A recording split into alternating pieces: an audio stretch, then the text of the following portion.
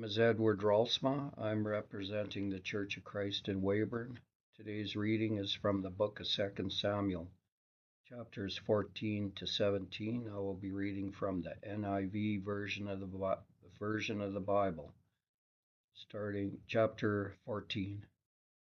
Joab, son of Zeruiah, knew that the king's heart longed for Absalom. So Joab sent someone to Tekoa and had a wise woman brought from there. He said to her, "Pretend you are in mourning, dress in mourning clothes, and don't use any cosmetic lotions. Act like a woman who has spent many days grieving for the dead. Then go to the king and speak these words to him." And Joab put the words in her mouth. When the woman from Tekoa went to the king, she fell with her face to the ground to pay him honor, and she said, "Help me, your majesty." The king asked her, "What is troubling you?" She said, "I am a widow. My husband is dead. I, your servant, had 2 sons. They got into a fight with each other in the field, and no one was there to separate them. One struck the other and killed him. Now the whole clan has risen up against your servant. They say, 'Hand over the one who struck his brother down, so that we may put him to death for the life of his brother whom he killed. Then we will get rid of the heir as well.' They would put out the only burning coal I have left, leaving my husband neither name nor descendant on the face of the earth." The king said to the woman, "Go home, and I will issue an order in your behalf." But the woman from Tekoa said to him, "Let my lord the king pardon me and my family, and let the king and his throne be without guilt." The king replied, "If anyone says anything to you, bring them to me, and they will not bother you again."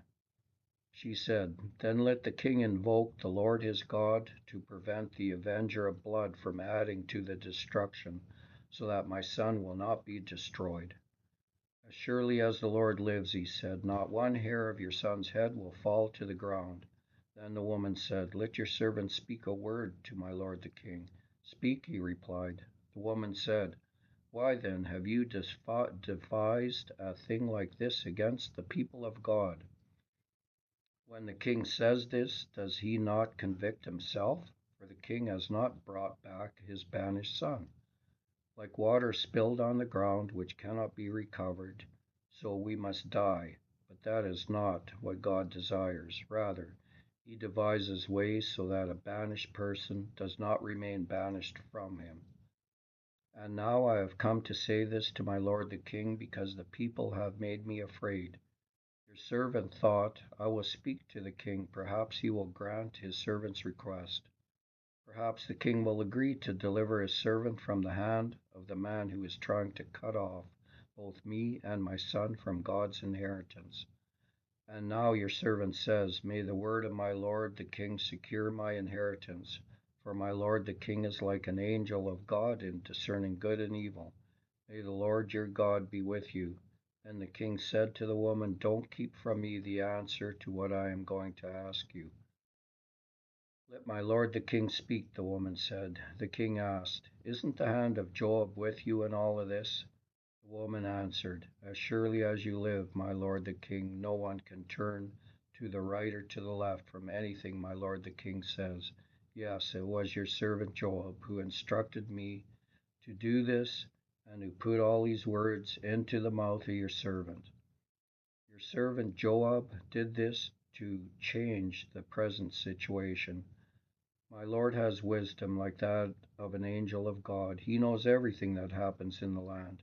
The king said to Joab, 'Very well, I will do it. Go bring back the young man Absalom.' Joab fell with his face to the ground to pay him honor, and he blessed the king. Joab said, 'Today your servant knows that he has found favor in your eyes, my lord the king, because the king has granted his servant's request.' Then Joab went to Gishar and brought Absalom back to Jerusalem. But the king said, 'He must go to his own house. He must not see my face.' So Absalom went to his own house and did not see the face of the king. In all Israel there was not a man so highly praised for his handsome appearance as Absalom. From the top of his head to the sole of his foot, There was not a blemish in him. Whenever he cut the hair of his head, he used to cut his hair once a year because it became too heavy for him. He would weigh it, and its weight was 200 shekels by the royal standard.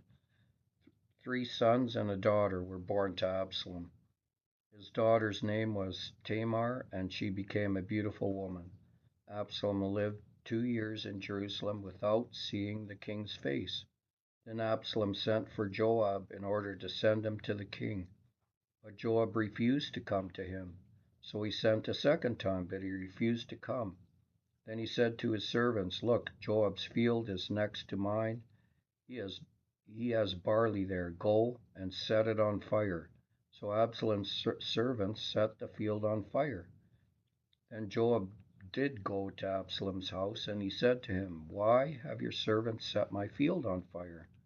Absalom said to Joab, "Look, I sent word to you and said, 'Come here, so I can send you to the king to ask, why have I come from Geshur?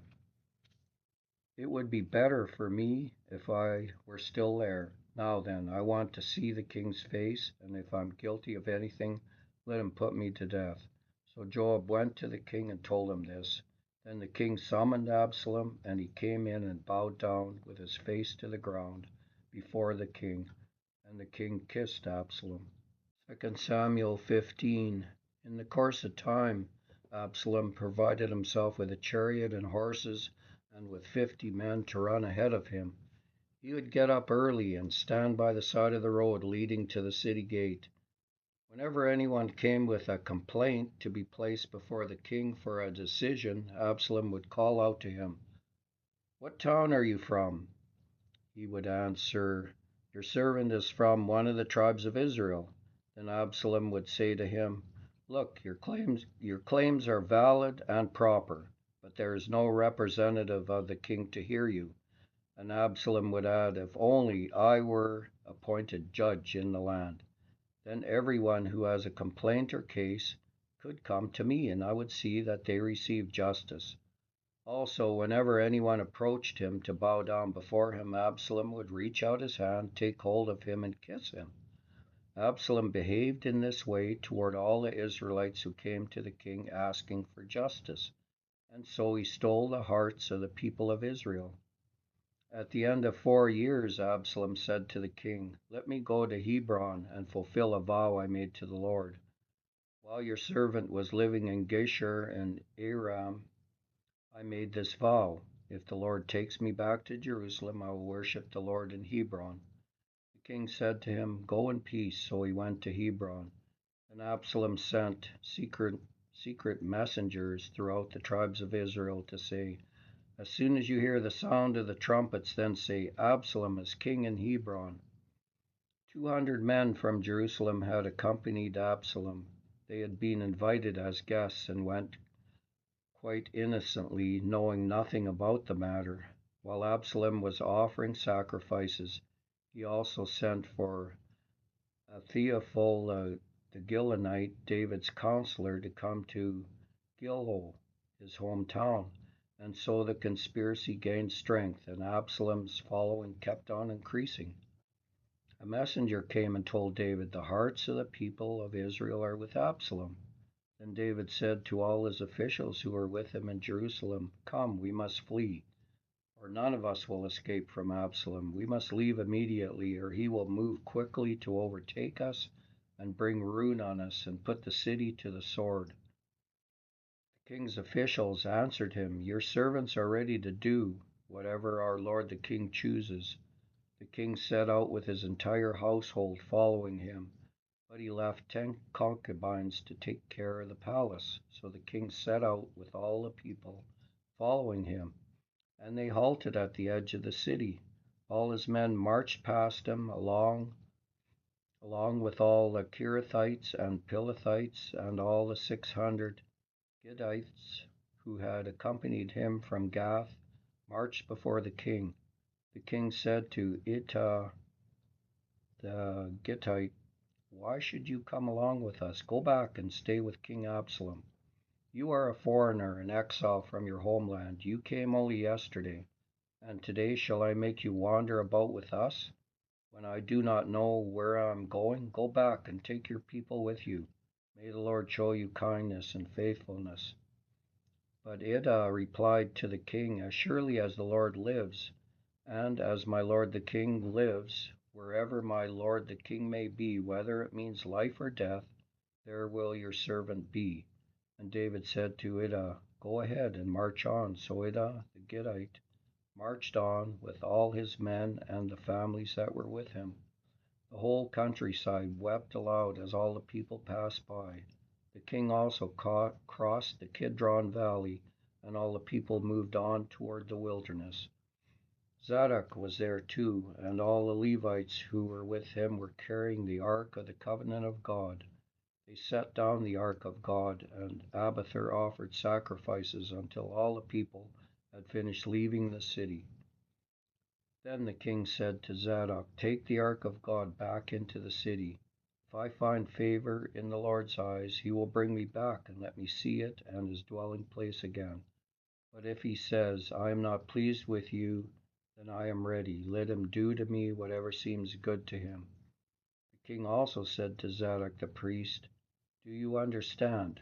Go back to the city with my blessing. Take your son Ahimaaz with you, and also Abiathar's son Jonathan.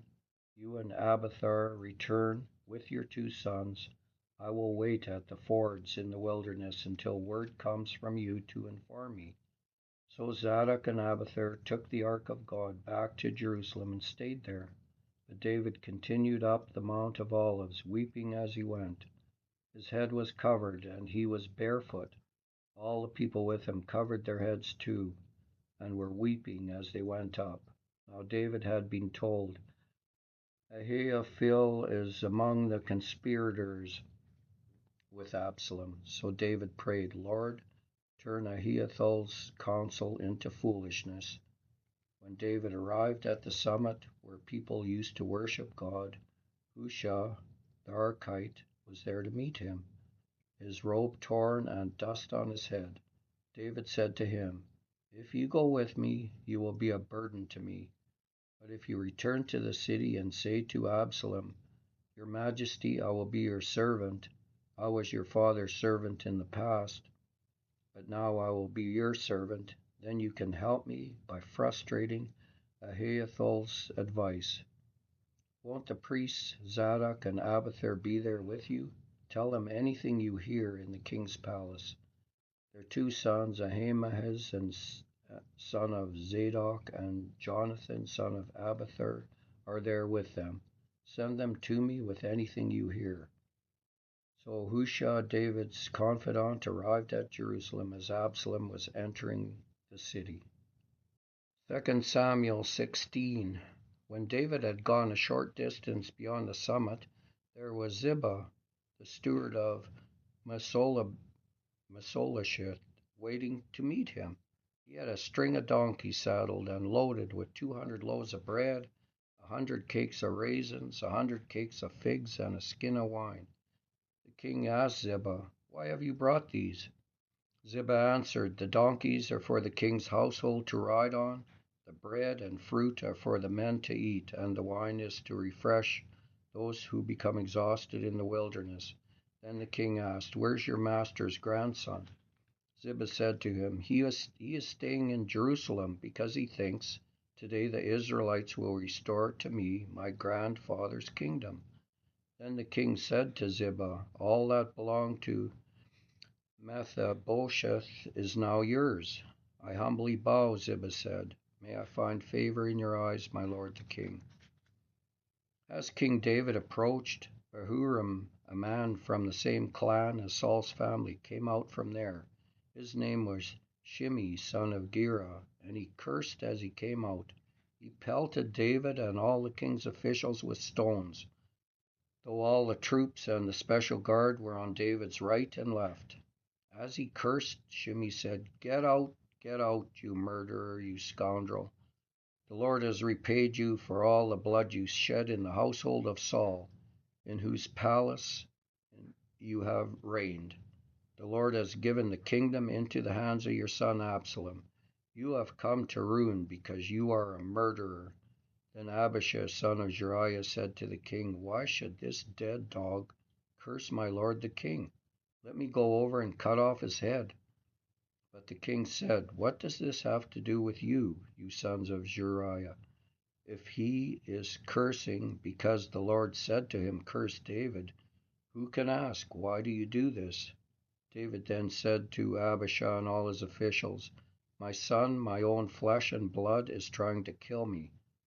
How much more then this Benjamite? Leave him alone, let him curse, for the Lord has told him to.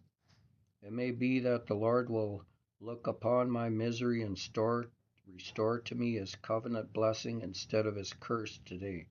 So David and his men continued along the road, while Shimei was going along the hillside opposite him, cursing as he went, and throwing stones at him and showering him with dirt. The king and all the people with him arrived at their destination exhausted, and there he refreshed himself. Meanwhile Absalom and all the men of Israel came to Jerusalem, and Ahithophel was with him. Then Hushai the Archite, David's confidant, went to Absalom and said to him, "Long live the king, long live the king." Absalom said to Hushai, "So this is the love you show your friend?